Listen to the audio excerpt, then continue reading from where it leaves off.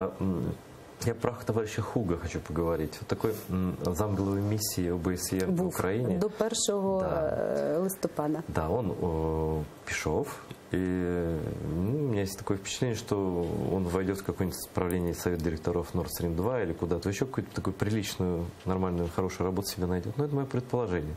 Но пока он дает интервью, итоговое интервью, которое, ну, вы знаете, он сначала Foreign Affairs, по-моему, дал интервью, где потом они изменяли формулировку его ответа, что на самом деле там не сильно она поменялась, эта формулировка.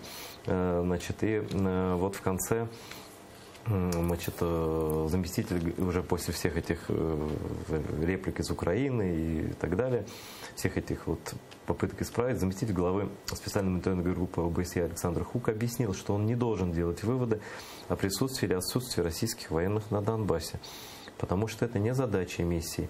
Об этом Хуг заявил в интервью Громадскому. Давайте послушаем цитату этого господина.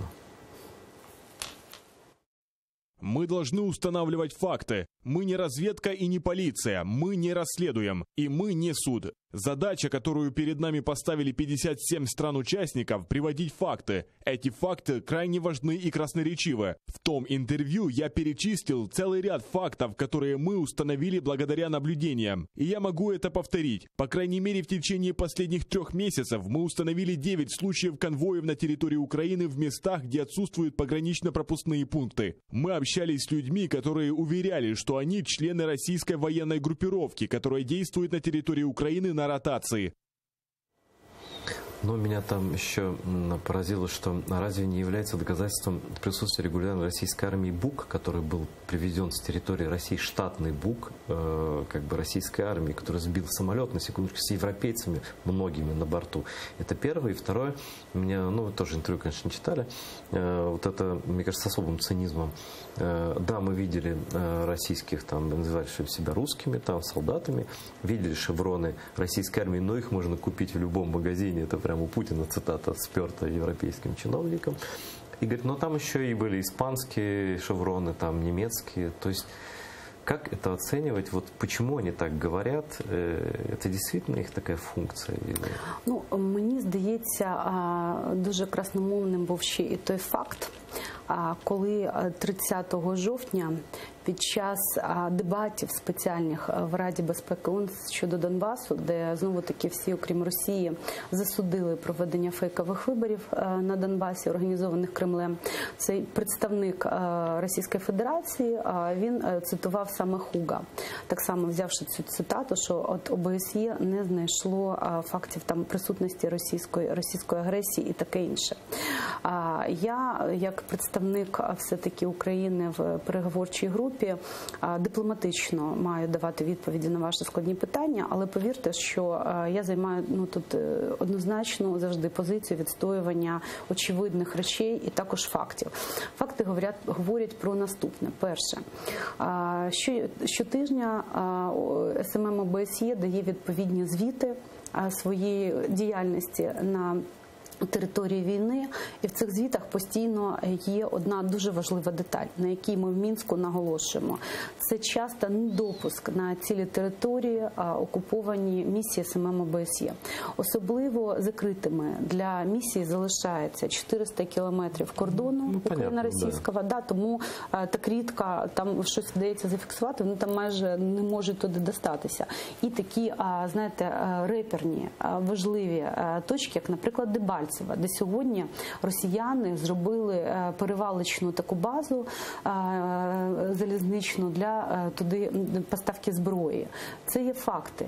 Так само фактом є той факт, що бойовики намагалися зґвалтувати жінку-спостерігача СММ ОБСЄ. На мінах підірвалася машина СММ ОБСЄ, і навіть на це місце злочину не допустили саму місію вести розслідування.